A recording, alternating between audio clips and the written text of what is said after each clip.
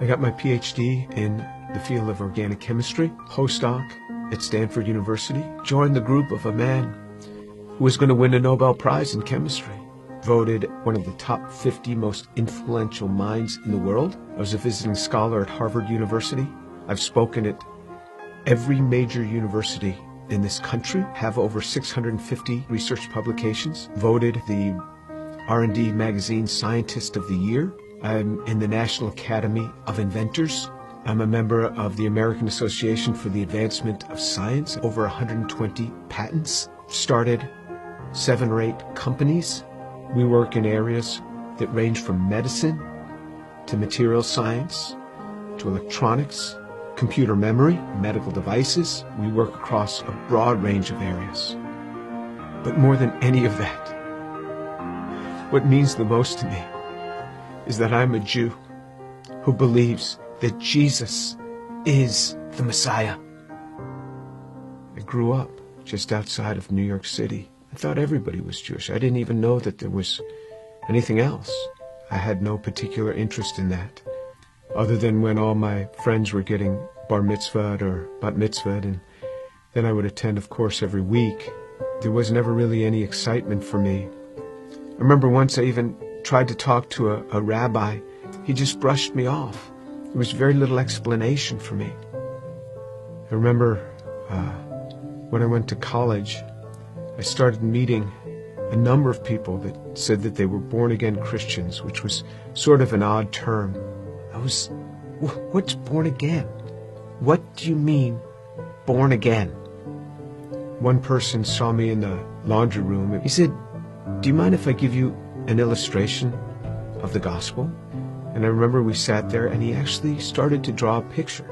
A cliff with a man on one side, and he drew a little man, and then another cliff with God on the other side, and a big chasm in between that he labeled with sin. And I looked at him, I said, "I'm not a sinner. I've never killed anyone. I never robbed a bank. How could I be a sinner?" And he had me read a verse from the Bible. "For all have sinned and fall short of the glory of God." In modern Judaism, we never really talked about sin. I don't remember ever talking about sin in my home. So he turned to another passage. Jesus said, "I say to you that everyone who looks upon a woman with lust for her has already committed adultery with her in his heart." Pow! I felt just as if I had been punched right in the chest. Here I was, new in college. I didn't think anybody knew. I would pick up these magazines, and I became addicted to pornography. It was just through those magazines. And all of a sudden, something that's written in the Bible, somebody who lived 2,000 years ago is calling me out on it. And I felt immediately convicted. And that now I realized I was a sinner.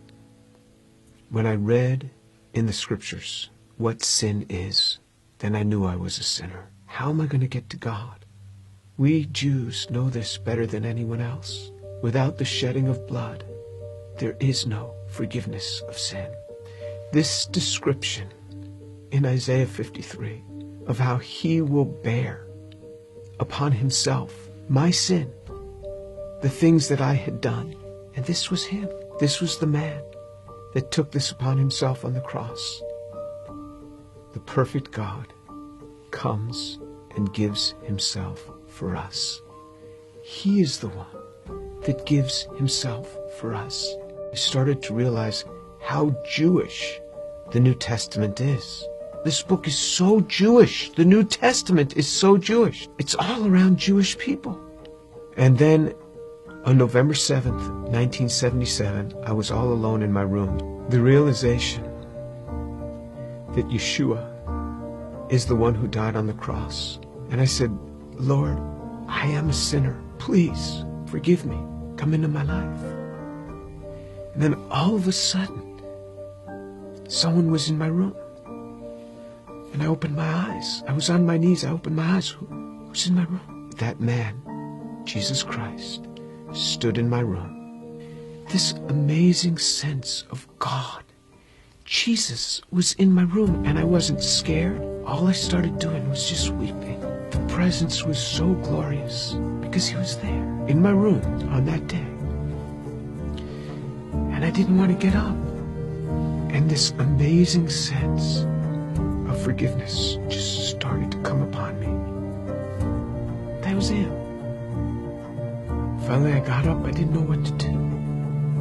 I didn't know who to tell. Here's this Jewish kid from New York City. What am I going to say? My cousins were shocked.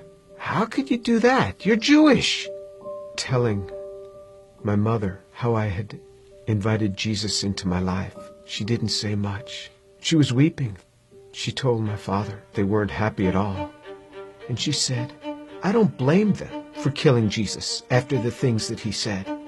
Who is he to come against these religious leaders that have dedicated their lives to helping people and to tell them that they are whitewashed tombs? Who is he, this young man in his 30s, to say this to these scholars? He got what he deserved. And my mother's a very deep, pensive, careful reader. She read from Genesis right on through the Tanakh, the whole thing. When she got done, I said, what did you think? She said, God warned us over and over again. He warned us. When my daughter was about 15, my mother and father came to visit us. At one point, my mother went into her room for several hours. She came out. She said, what a young girl you have. She talked to me for a long time. She started reading the Bible again, both the Old and the New Testament. One day, not long after that, she called me on the phone at the age of 72. She said, Jimmy, you wouldn't believe what happened. I said, what happened? She said, I was just reading. And it hit me. It hit me. The way he gave his life. I believe it now. Jesus is the Son of God.